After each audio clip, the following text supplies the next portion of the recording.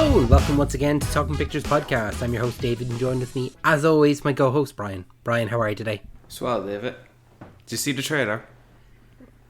I didn't, but I'm sure you're going to tell us about it. Tell us about the trailer of the week. The trailer of the week is Smile 2.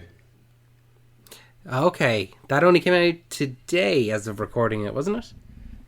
Yeah, sure, why not? I mean, I had a few other options of trailers, but I think maybe I want to just give a little shout out to this one because I didn't watch the trailer, because why would I? I'm going to see the movie regardless, because the first one was arguably one of the scariest movies I've seen in a long time. And scary as in there was a few jump scenes that really frightened me.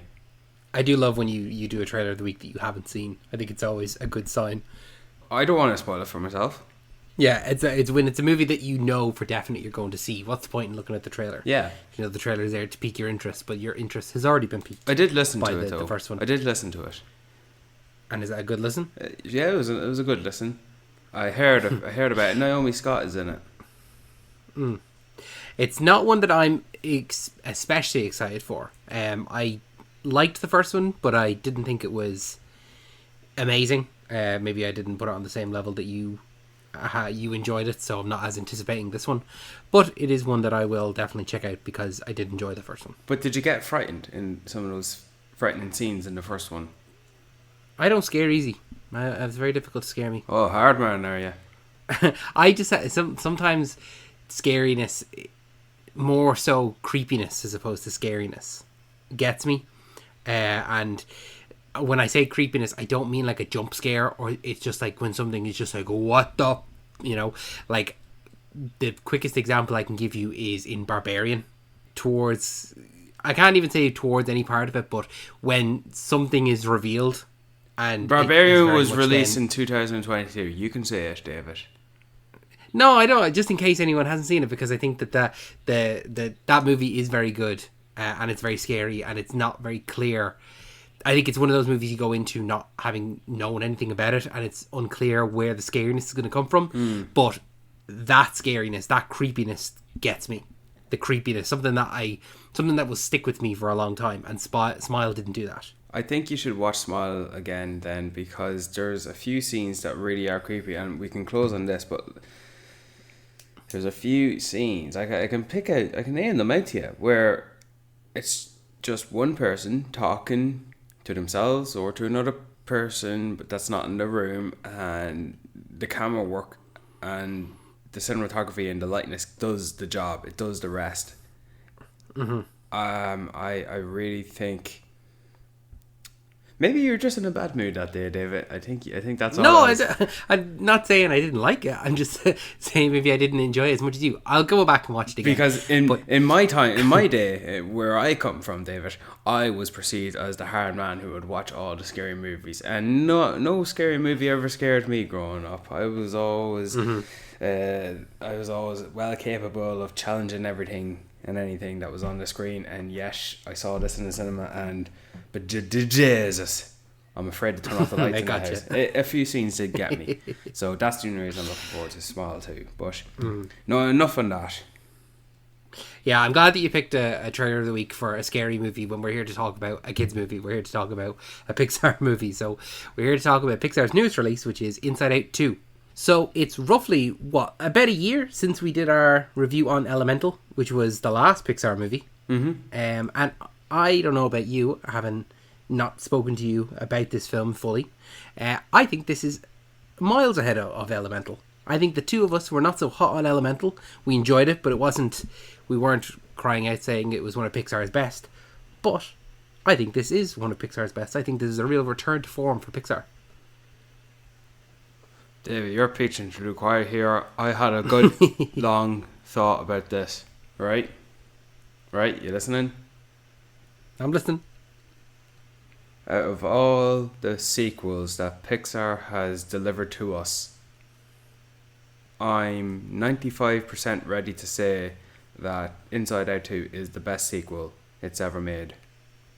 Wow. And I say that as in a sequel to an original. Now, don't give me 2 wows, maybe just 1, because let me get into it. The Incredibles 2, that sequel to the original, not as great as I think everyone wanted it to be, especially with the time in between the two movies. But we still can acknowledge maybe we liked it, but definitely not as good as the first one. Finding Dory to the original Finding Nemo. I think it's safe to assume that everyone would prefer Finding Nemo over Finding Dory. And then say what you will about the 3 sequels of Toy Story. I think it's a given for between the first 3. They could be everyone's favorite. But I think the original could be favorite in its entirety. So I've listed. And what about Monsters Inc? That's a prequel. Or Monsters University. That's a prequel. I know it's a prequel, but it's. Well, I feel as though it's worthy to be in the conversation. All right, that's fair enough. Well, I just watched Monsters Inc. recently, and I said to myself, why did I ever think this was lesser than the likes of Toy Story 1 or Finding Nemo or The Incredibles or WALL-E? This is great. Boo is such an adorable, cute bundle of buttons. How did I not look at this movie more fondly? Sully is one of the best characters created for Pixar for who he is and what he is, and his friendship with Mike. There's a lot to talk about in Monsters Inc. and probably one of the original found daughter relationships. So no doubt the first movie of that franchise is the superior. So well, I'm gonna challenge you on that. What? And I'm gonna say I'm gonna challenge you. I'm gonna save it for a later date. But I actually think Monsters University is better, and I only say that because, and I would have agreed with you previously. However, I rewatched all these Pixar movies in the run up to Inside Out 2, the film we're watching, and I actually think Monsters University is better than Monsters Inc. And I'm gonna put that in the sand right there, and maybe we can circle back to that at a later date in a future episode. No, you don't. I genuinely do. Like, I'm not like trying to be contrary. I'm not trying to start an argument, but I genuinely do think that Monsters University is better. You're being contrary, David. I really liked seeing the development of how Mike and Sully became friends. I really liked that, and I really liked seeing Mike as the main character, and seeing him go through the trials and tribulations of accepting what he is to become, because in Monsters Inc. They're both very set. They're both very who they are in their characters. Whereas Monsters University, I like seeing them start out as one thing and slowly develop and get to that point where they are set up in the first one. Because there's not too much of character development within Monsters Inc. And I just really like the character development and the relationship development within Monsters University. And that's all I'll say about it, okay? Because we have a whole rest of the thing. However, I think your assessment that Inside Out 2 is the best sequel is, dramatic pause, almost correct. And I say almost correct because Toy Story 2 has my number 1 spot. And if it wasn't for Toy Story 2, you would be absolutely correct. I would 100% agree with you. However, Toy Story 2 holds a very, very special place in my heart. My nostalgia emotion always comes out for Toy Story 2. I think Toy Story 2 is the best of all the Toy Story films. So I will not agree with you fully. However, I think Inside Out 2 is a very, very, very strong sequel. I think that it is deserved of the 2, the number, like, it doesn't have a subtitle or a change in title like Monsters University or Finding Dory, but it's Inside Out 2. I would absolutely, if I watched in the future now, if I watched Inside Out 1, the original, I would just immediately go into Inside Out 2. I think it's a complete story, and not even a complete story, but just this is the next chapter. It builds on the things that were created in the first film, and builds on and expands and adds more. I think that it absolutely deserves, what you're saying, that it's the best, if not one of the best. I should say that in reverse. It's one of the best, if not the best. I want to circle back to Monsters University. I know. This is about Inside Out 2. This isn't about Monsters University. We can't stay here forever. You're right. It should be about Monsters Inc. Okay. I remember watching Inside Out in Australia. Australia. Down under. Aye. G'day. And To all our Australian listeners, g'day. there you go. So It's only Claire. Hi, Claire. So I watched the first movie, and this was before my days in college. You know, I can acknowledge it as good as it was. I always acknowledged Pixar was superior than Disney produced movies, give and take. Pixar's Inside Out was definitely the most incredibly conceived idea for a setting, because I remember early one of the producers, or it could have been Pete Docter himself, the director of the original. The movie is about a place we all know where it is, but no one has ever been there. Mm-hmm. Absolutely. That's a great tease. And that movie ends with the emotions realizing how all of them are important factors to the mind that they're stationed within. Mm-hmm. And that movie ends where they all work together to make Riley the person she needs to be to get by. Mm-hmm. As a child. So yeah, I think a good thing to point out is that she is a child. Of course, her emotions are very simple, of being happy or sad or scared or angry. And I always thought, disgusted. Okay. You know, you could maybe switch her out for maybe another emotion that could be ever present in the mind of a child. But yeah, it just depends on what they decide to write, you know? Like how in this sequel, they decide to, well, what can we do to make things different? You know, all of a sudden there's these things in the Inside Out too. Belief systems. And there apparently is a room at the bottom of headquarters where those strings of light run from the bottom, where their water flows up to headquarters. So their beliefs, their goals and dreams, I believe it was, wasn't it? All of a sudden that's a thing now that was never acknowledged in the original. And that's fine. That could just be a typical thing that is ever common in sequels, especially unplanned sequels, you know? I think that with something like that, where it's obviously not present in the first film because someone didn't think of it until this one. Yes. That's absolutely fine in this situation, because think about it, it is about Riley developing as a person, and the things that are in your head when you're a child, when you're a kid, aren't going to be the same as you in your teenage years. So, you know, when you're 8 years old, you probably don't have that strong of a belief system. Riley was 12. You know? I think it was only a year later.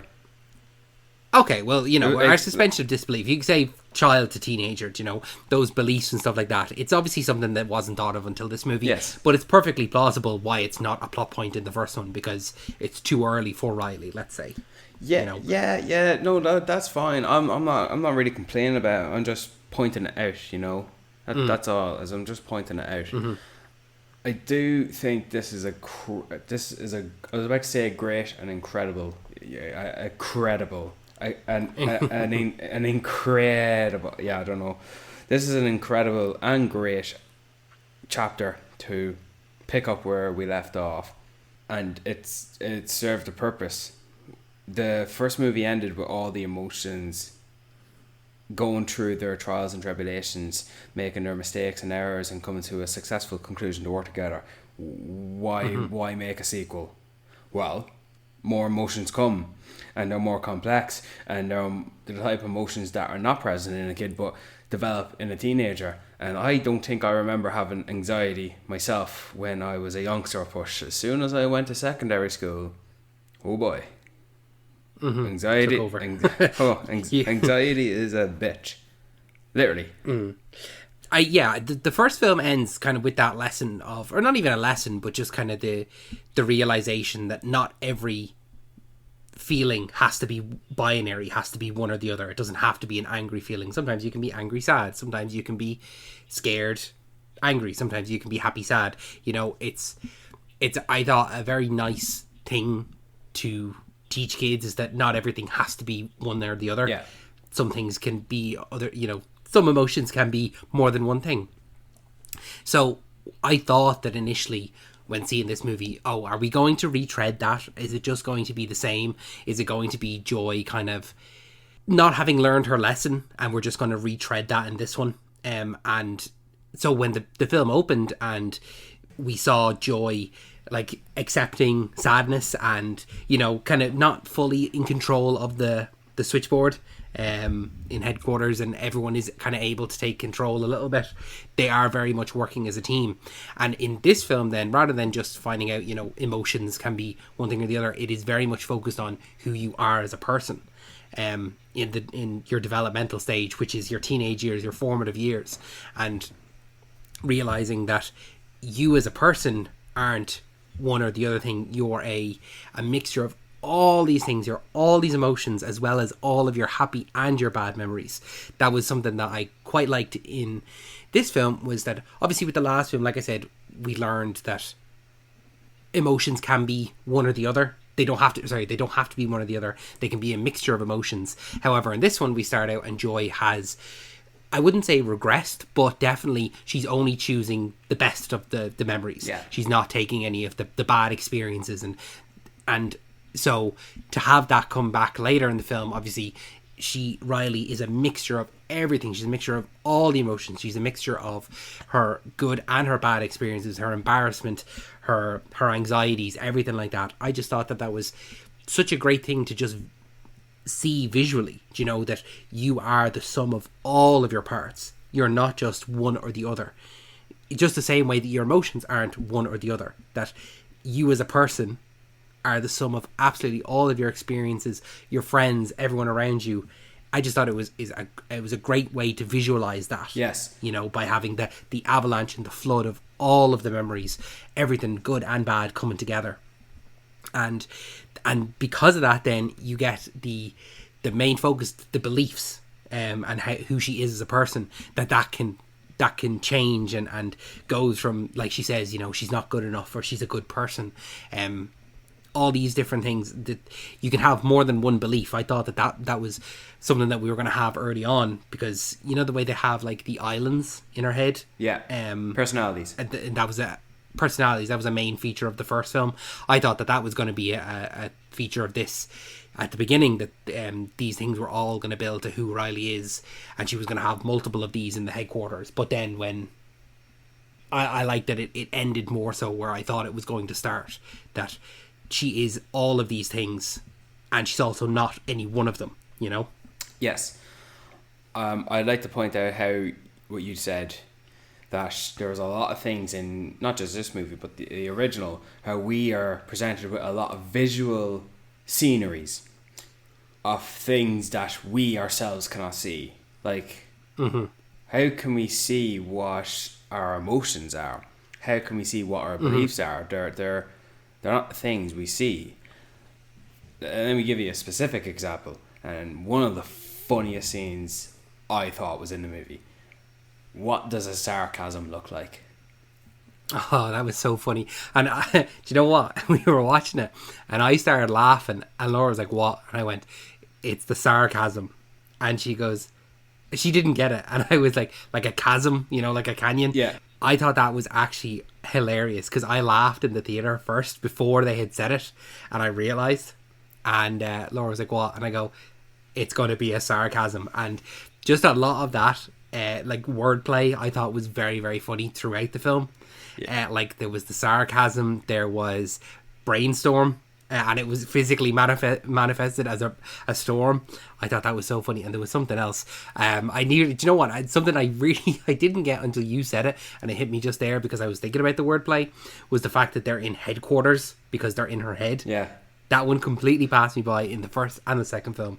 But yeah, the wordplay in this was very funny. The sarcasm, very, very good. And when they're in the bottle, I didn't get what that was supposed to mean until bottled up our emotions. Yeah. But we're suppressed emotions. That's a visual display of what suppressing your emotions look like. And I thought that Can we just talk about some of the funniest scenes in this movie? Because we mentioned the sarcasm, and it's not just the idea of what this situation or scene might be, but it's also the emotions themselves, right? Mm-hmm. This movie, I think, has now established a formula. How in Finding Nemo, Finding Dory, a fish gets taken and needs to be rescued. In the Toy Story franchise, literally, right? At least Woody is either taken away, abducted, or abandoned from his gang and from his kid, and the rest of the movie is his adventure on trying to get back. You following me? Inside Out, this franchise has established that the type of adventures these movies have are when the most essential emotions are not at headquarters to operate Riley, essentially.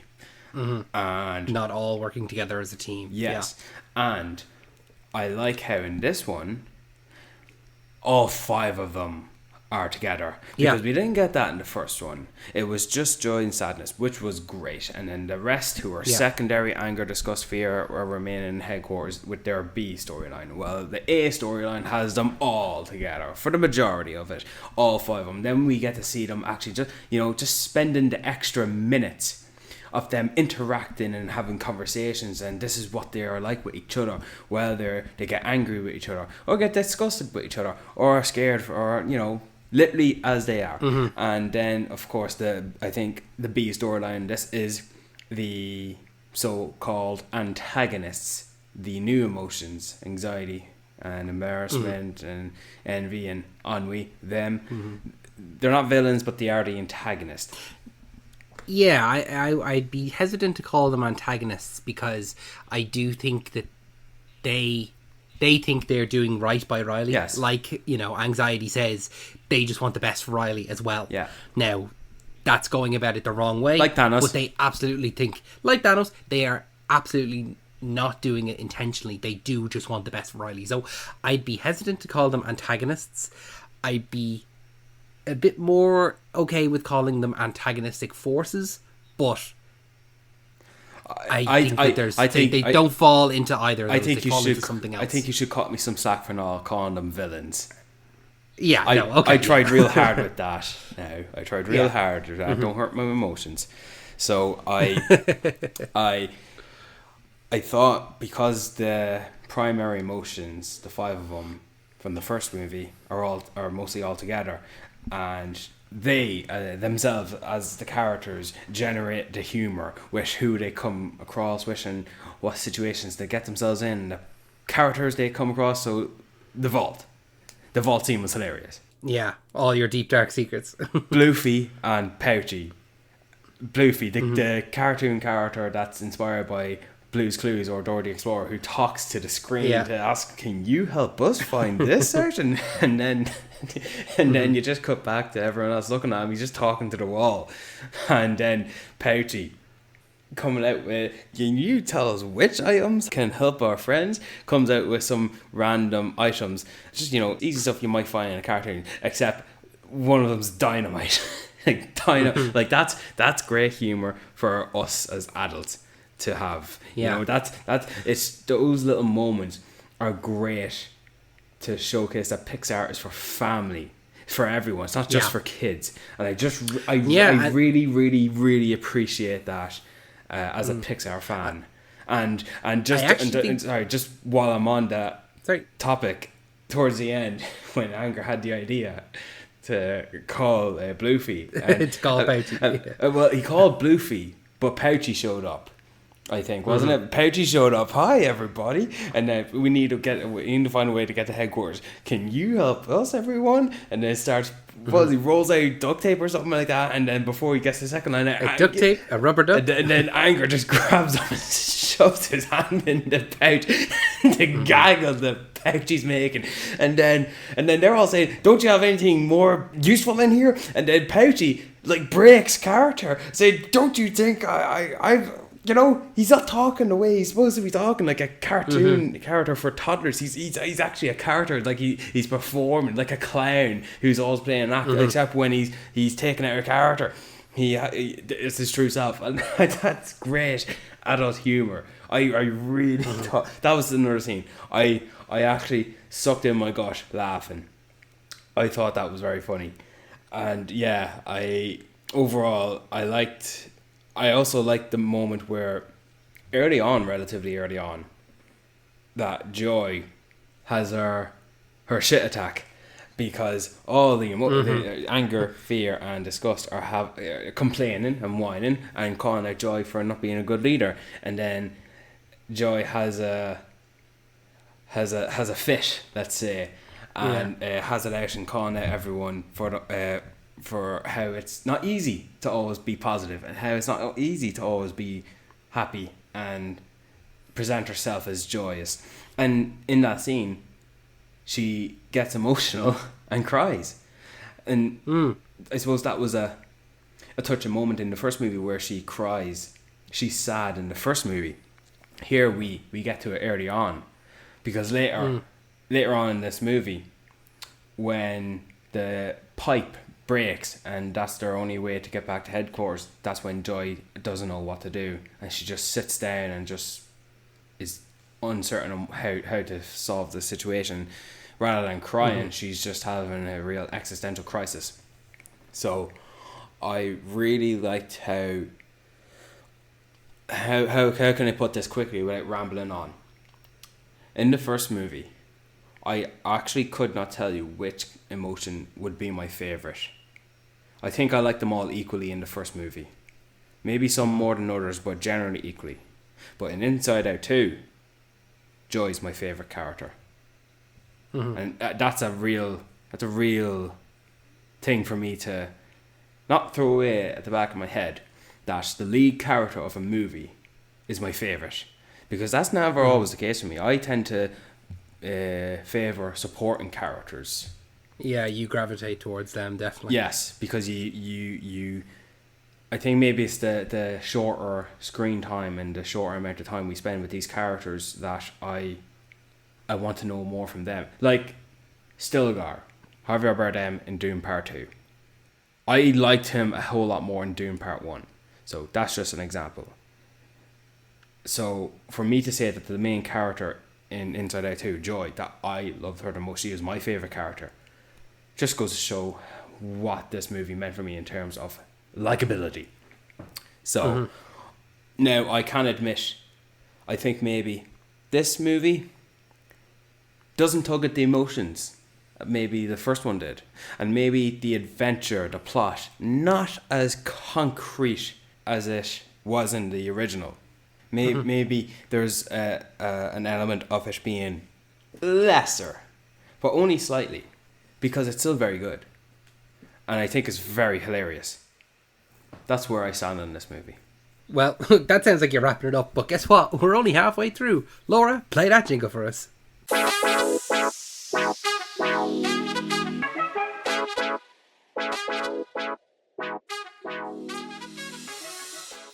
Thank you, Laura.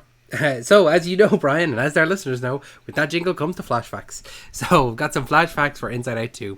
Flashback number 1, an early draft of the screenplay introduced the following new colour-coded emotions. Freedom, who was white, love, who was magenta, passion, who was cyan, and strength, who was black. Later drafts replaced these with anxiety, embarrassment, ennui, and envy. What's ennui? I don't know. It's like that kind of like... I'd never heard of it until this film. I guess it's from the way it was portrayed. It's kind of that like boredom or like not caring. It's like, yeah, whatever. You know, just the kind of real teenager emotion. You know, I suppose that was the way that the emotion was portrayed. Like it was a teenager on their phone, like just like a not caring attitude. Is that an emotion? I guess so. I mean, I have definitely been like that. I wouldn't have said, oh yeah, I just feeling ennui. You know, I've never heard of it until this film, but I guess it's obviously enough of an emotion for it to be a main emotion in this film. Well, I certainly think they chose the best type of emotions as the new ones. You know, don't overcredit. They only chose 4. They chose them different colors, even though they might be slightly derivatives of others. Like, of course, Fear and Ennui have similar looking colors, purple and indigo. And I think they were the best picks. Anxiety obviously is the leader of the new emotions. Essentially, I think it's clearly presented here that joy is the matriarch, the mother of the emotions, and anxiety is the eldest child of the new emotions. You know, the eldest teenager, and her siblings, envy, embarrassment, and ennui. You know, they're there, and you know, I wonder. First things, right? 2 things with envy, right? I actually didn't realize that envy could be presented in a positive light, because when I think envy, is she going to be similar to like disgust? You know, her dialogue is going to be leaning towards negative or argumentative, as opposed to more wishful, like, you know. Yeah. I thought initially kind of it was going to be more of a jealousy, yes, than envy. But it's, you know, like it was going to be negatively portrayed. Yes, but I guess that's just very simple of me. But another thing about envy. Do you think she was relevant to the plot? I think she was there as definitely just like an enabler to anxiety. Yeah. Just kind of going along with her. I think that she didn't. Because I think embarrassment and ennui had more fulfilling roles for what little they did and had. Do you know? I think they were definitely there more as the comedic relief. Do you know, to just very much like embarrassment. Embarrassment was very one note, obviously, with it. The nature of the emotion itself, just like Riley would find herself in an embarrassing situation, and he would just touch the console, and you immediately know, okay, embarrassed. It was a joke that was played a few times, but envy, I think envy could have had a bit more of a substantial role within the plot. But that's okay. We love AO. Oh, listen, come here. I never say a bad word about AO. Absolutely not. I could definitely see where they're going. If they hadn't have done the whole plot about Riley running away in the first film, I could have definitely seen Freedom as a character to play in this, and, you know, she wanting her independence or something like that and running away from home. I could definitely see that, but I can see why they changed it. But some of these other emotions, like that love, passion, strength, if they ever wanted to do an Inside Out 3, you know, and Riley goes to college and she falls in love, and they want to have proper grown-up emotions, I could definitely see an introduction to a couple more characters. You know, hey, I would kill for an Inside Out 3. And I can wait a few years. Not 9 years. I could wait 5 years. I think of all of the Pixar movies, it's the one that's set up most well for it.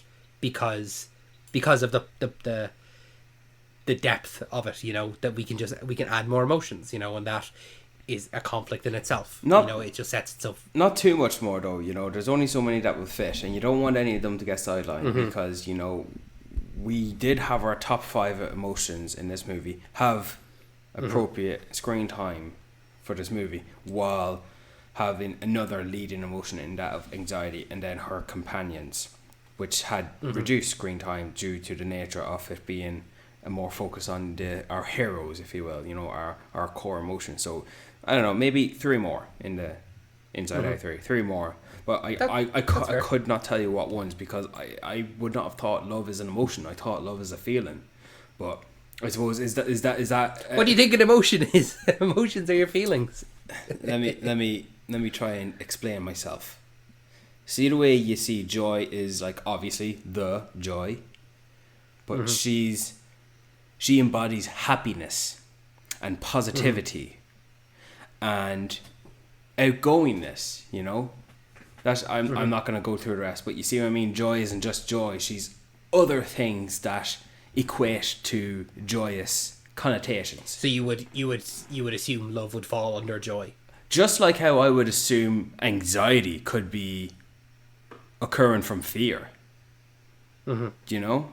Like how embarrassment could equate from sadness. You know what I mean? I think that's why they get on, because there is that moment where fear does say early on to anxiety that they're going to get along, and then sadness and embarrassment, they form a little bit of an alliance as well. Yeah. And I think maybe ennui and disgust very much could have had that, Yep. that friendship there as well, had there been room or time for that, but we won't hang on that point too much longer, but flashback number 2, Mindy Kaling and Bill Hader, who voiced disgust and fear in the first film, declined to return due to pay disputes. Didn't miss them. I didn't notice them. Obviously, with the first film, they had more limited roles because, like you said, they were kind of the B plot, while we focused mainly on joy and sadness. So, them being replaced in this film, it's not like I very much noticed a difference in the same way that if they had replaced joy and sadness. In terms of tone of voice and vocabulary, I thought disgust sounded the exact same as she did in the first one. And I could definitely tell that fear was voiced by Tony Hale as opposed to Bill Hader. And while I think Bill Hader is a more watchable, better actor, part of me thinks, I would have been alright if Tony Hale voiced fear in the first one. And Bill Hader, he's... If they're not going to pay him, then it's not worth it, because Bill Hader's great. So... Yeah. And I think Tony Hale fit the character very well. Like that, where I didn't miss Bill Hader. Yeah, and I'm not a huge Tony Hale fan. I actually don't particularly like Tony Hale's type of comedy or his sense of humour when he's on screen. I just don't dig it. It's not my type. Just similar to Sam Richardson, I think, and a few others. I think he's a bit camp type of humour, Like, I get you. Like he'll make a joke at something that's not funny, but he'll laugh for a good few extra seconds while he's laughing with the characters next to him who don't think it's funny, and I'm sitting there, I don't think it's funny, but it's I get you. You know what I mean? Yeah. But I thought Tony Hale was great here. Good, excellent. And then the final flashback is that if we don't count anxiety as an antagonist, this is the 5th Pixar movie not to feature a main antagonist after Soul, the first Inside Out, Turning Red, and Finding Dory. I agree. Wait, what about Finding Nemo? Darla. No, minor antagonist. Yeah, well, still, I'd count Darla as an antagonist for that. I'll respect your opinion, and we can agree to disagree. But you'd agree to disagree. Fair enough. Okay. Only because lots of movies can have minor antagonists or minor foes. Like, yeah, sure, Darla was teased throughout the movie in the B plot, but she only had very little screen time. Just like I'm probably contradicting myself, but Bruce was a minor antagonist. It's Bruce the shark, and then the whale, and then the whale was another minor indirect antagonist because consuming Marlin and Dory, which is more dire than the shark situation. So I think we can agree to disagree. Yeah. I think maybe with Finding Nemo, there's so many minor antagonists that it all leads up to a major antagonist. That's why they put it in that category, with Bruce. And then I'd even put the seagulls. I'd put the seagulls attacking Dory and Marlin ahead of the whale. I always thought the whale was there to help. I thought that Dory could speak whale. He's like, thank you. But I never saw him as an antagonist. I'll take Jeffrey Rush speaking pelican scene any day in Finding Nemo. God damn it! Why didn't they get him to return in Finding Dory? I know it would have made no sense to bring him back, but the pelican, I love the pelican in Finding Nemo. And that brings an end to our flashback section. Laura, play us out of here.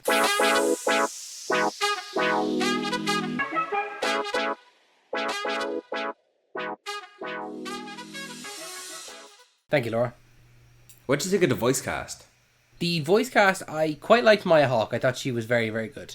If we do see a third film, I hope that she returns. I would hate to no longer have her there, because I think that I just thought that she was really good. Ayo Edebari as Envy was good as well. She has that voice, like she has that very childish voice. It reminded me a lot of her character from Big Mouth, Missy. So I quite liked hearing her. Ennui was voiced by Adele E. And I'm saying E because I cannot pronounce her surname, but she was in Blue is the Warmest Colour. Okay, I have not seen that. You've not seen Blue is the Warmest Colour? What? No, Brian, if there's one thing that you've learned about me on this podcast, okay, I have not seen many films, including True Lies, including Blood Diamond, including Blue is the Warmest Colour. Blue is the Warmest Colour. Yeah. Well, there's a lot of films out there. I wish I went into this movie knowing Adele voiced Ennui, because I would have been attached to her a little bit more because of the actress voicing her, because I really loved her in Blue is the Warmest Colour. I really identified with her as a teenager in this situation. And I actually thought Ennui was going to be such a... What's the word I'm looking for? I didn't think she was going to be joyful. I didn't think she was going to be fun to watch. I didn't think Ennui was going to be that good of a character. But you know what? I actually found her to be quite helpful in the movie. Let's talk about embarrassment. Voiced by who? Paul Walter Hauser. For a very, very limited dialogue session. I'll say. I'm sure that was a 20-minute session, if even. I guess this makes sense how he's readily available for like 5 other projects, like The Naked Gun and Fantastic Four and that quiz show, Farley. Yeah. No, Farley is another movie altogether. Yeah, Paul Walter Hauser is like in everything now, all of a sudden. So I guess it made sense how he was also in Inside Out 2, you know, a star who was not as popular during the time of the first Inside Out, but now all of a sudden, you know, think about it. In 2015 when we saw Inside Out, did we hear of Maya Hawke, Ayo Edinburgh or Paul Walter Hauser? No, none of them were on the scene. Yeah. Definitely not. So 9 years ago, they were all kids still. Yeah.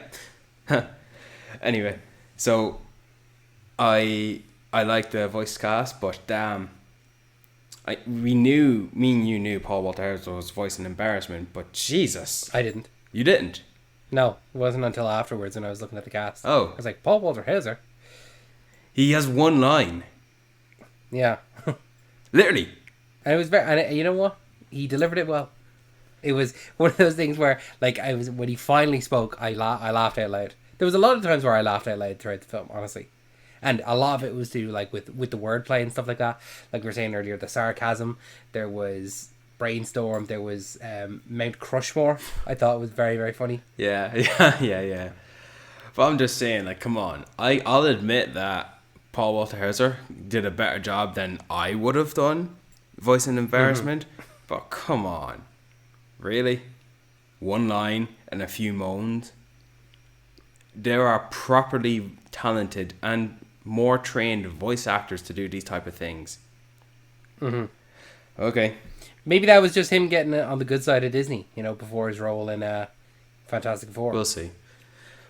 But I do want to talk about another thing in the end, where I suppose anxiety sees the errors of her ways and not only takes on what Joy said, that she can't decide for Riley. None of them. Anxiety says none of them can decide for Riley. And that was something that I didn't have an existential crisis in thinking about it, but, you know, with all these emotions operating Riley speaking, essentially, because, yeah, she can speak on her own, but how she delivers her words, whether she's disgusted or scared or angry or sad or happy, that is essentially the emotions controlling her. So what differentiates them to Riley? How is Riley a fully functional, independently thinking character, especially in this movie, with the arrival of new emotions, especially how anxiety and embarrassment, for example, can take your thoughts?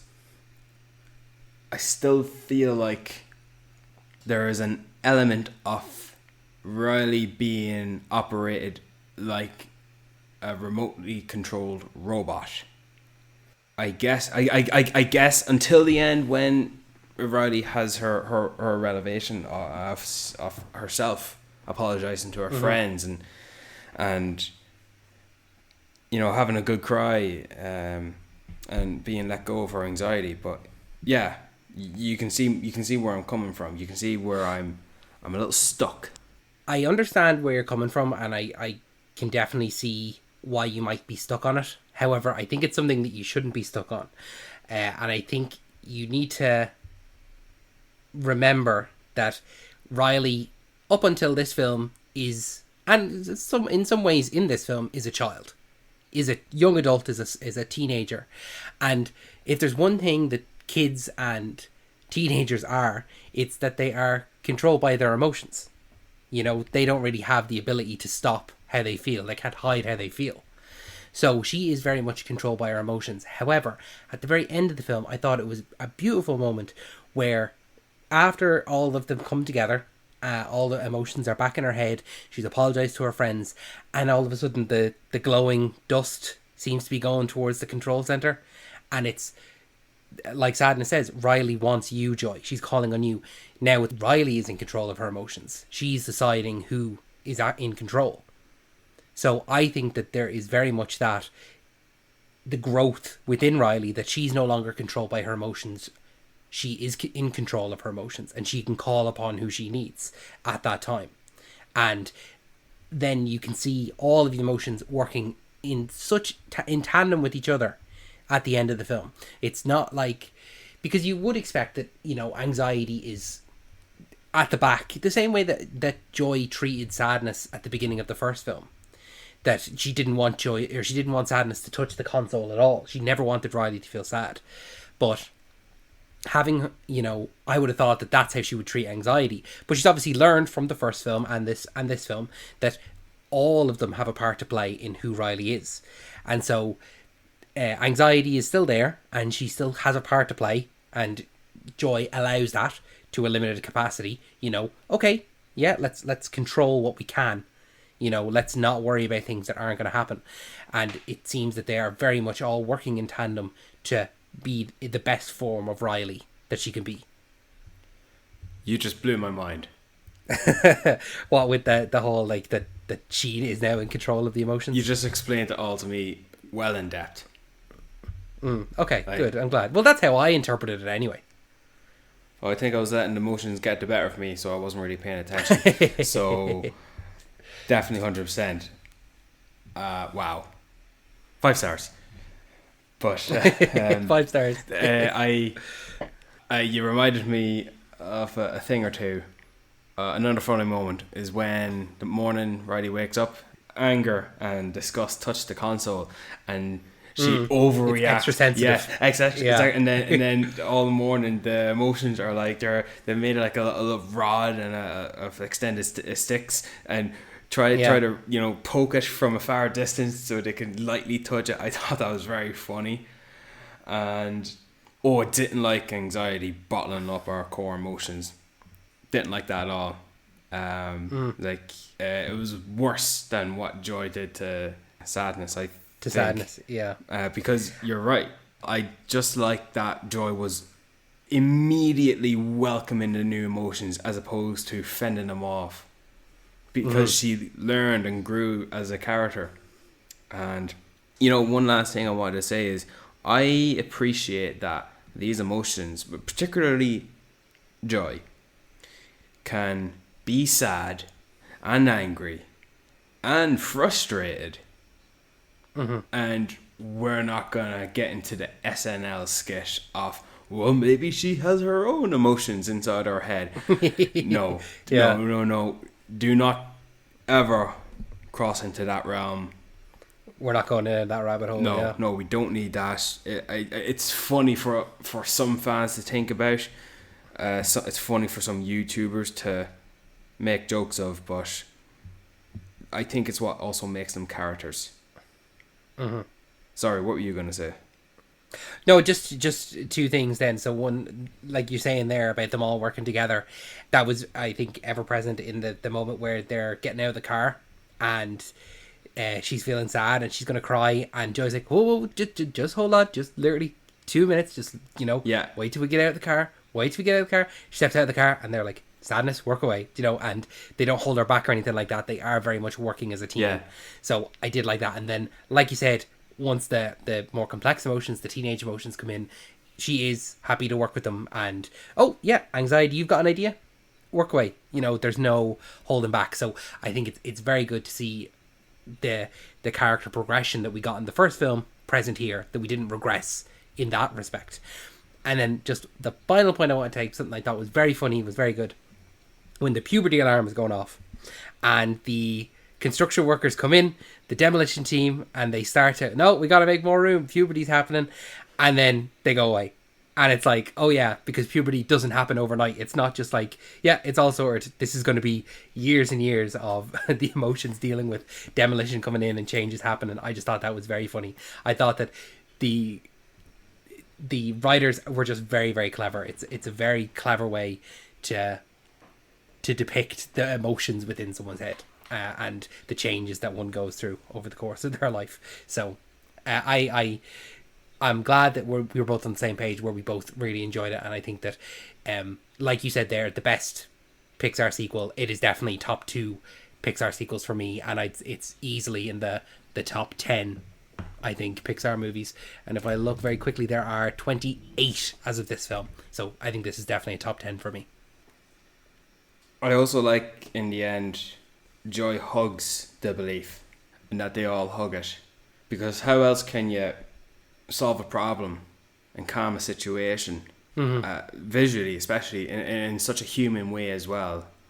It's not getting an antidote for something. It's not checking it for a temperature. It's literally embracing it and hugging it. So it's not a forever fix. Yes. This might happen again. Yeah. But it's not a forever fix. And it's the closest that these emotions can come to hugging Riley, or being there for Riley, is this thing, this belief is who Riley is. Yeah. So they can touch this, they can hold this. Yes, 100%. Who was your favourite emotion in this? I'd say I'd give it to Joy. I think Joy was, like you said, and someone we didn't mention at all, Amy Poehler. I love Amy Poehler. I thought she was brilliant. And just something very quickly, I know we're wrapping up, just something I love about Joy and her character design. It's something that you notice, when we go into the other emotions or the other people's heads and we see their emotions. Yes. We got it a few times. I actually would have liked to see it a little bit more throughout, especially with the popular girl. With her, I would have liked to see her emotions and maybe see, oh, she is rattled by fear as well. She's not just this cool, calm, collected character. But they all, in all the other people's heads, they all have similar styles to the person that they are. Yeah. Whether it's the mom or the dad. But with Riley's emotions, with Joy, I just really love the fact that Joy actually has blue hair, like Sadness. And she has actually a blue aura around her. Like, that even though she is Joy, there is still like a little element of sadness around her. And I don't know what that is, or what they're trying to say with that, but I just thought it's really good character design. That she's not blonde-haired like her skin, the way the other characters are. I think the character designs are very good. I really love them, and I love how they're all different, and I love how sometimes, like, how essentially Riley is the standout of essentially why are some of her emotions mixed gendered.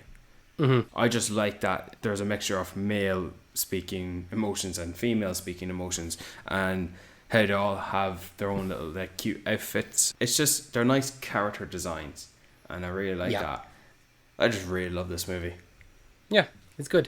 And, I look forward to seeing it again. I think that it'll definitely be that if I ever watch Inside Out, I'll watch Inside Out too. I'll watch them as a double feature. But not too soon, because this is getting a couple of extra days in cinemas. Yes, it's getting a confirmed 100 days in cinemas. Which is something that apparently is desperately needed, because every film is essentially getting a month, and then it's straight to streaming, or it's available online, or available to download. We need some, time for films to be in cinemas.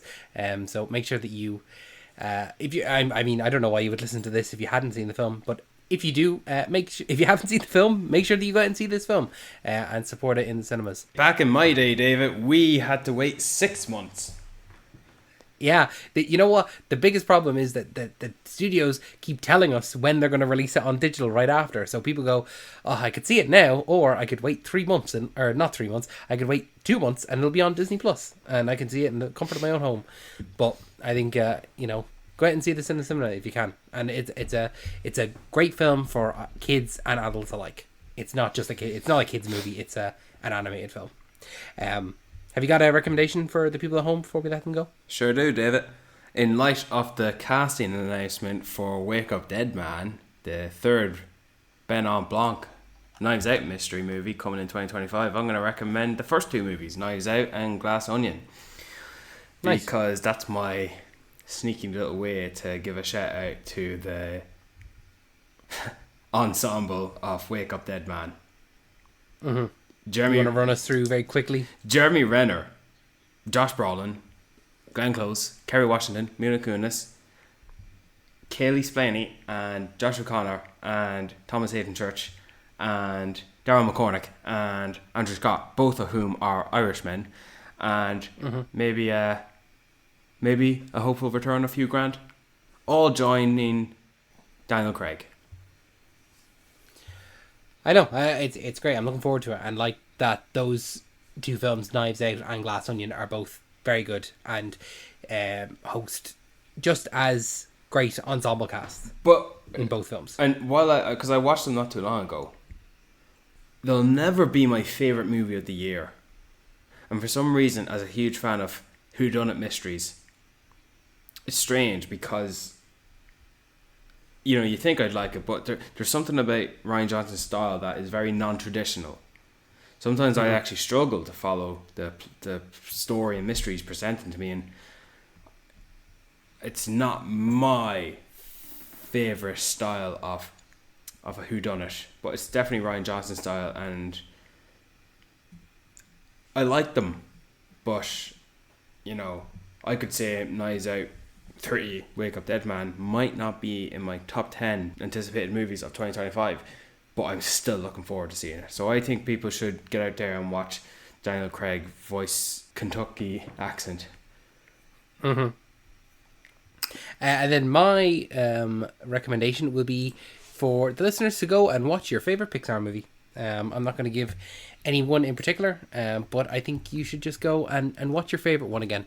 And maybe, just maybe, have a look and see if there's one you haven't seen. If there's one that you haven't seen, just watch that. What's your favourite? My favourite, looking very, very quickly at this list, is probably Toy Story 2. I'm pretty sure I said that on the last one. I don't think that has changed. However, having watched all of these again, I really actually enjoyed Turning Red. I was surprised how much I enjoyed Turning Red, and I would put that very near the top for me. Turning Red and Monsters University, like I said earlier, very good films. Let's talk about Monsters University, shall we? Not right now, however, because we're going to let these people go. Thank you so much for listening to this episode of Talking Pictures Podcast. We really appreciate it. If you could give us 5 stars, it helps out the show immensely, and it also helps us get other viewers and makes it more visible for other people. Make sure that you're following us on all our social media platforms of choice. We are on Facebook, we are on Twitter, we are on TikTok, we are on Instagram, we are on absolutely everything. If you enjoy listening to the podcast, make sure you're subscribed. We're on all podcasting platforms. We're on YouTube as well. And if you have a suggestion for a bonus episode, make sure to send it in to talkingpicturespodcast1@gmail.com. We have a bonus episode coming out this weekend, so make sure to be on the lookout for that. And Brian, any final words? Finding Nemo is my favourite Pixar movie. Thanks for asking. Oh, I never asked. Thanks, Brian. It means the boredom.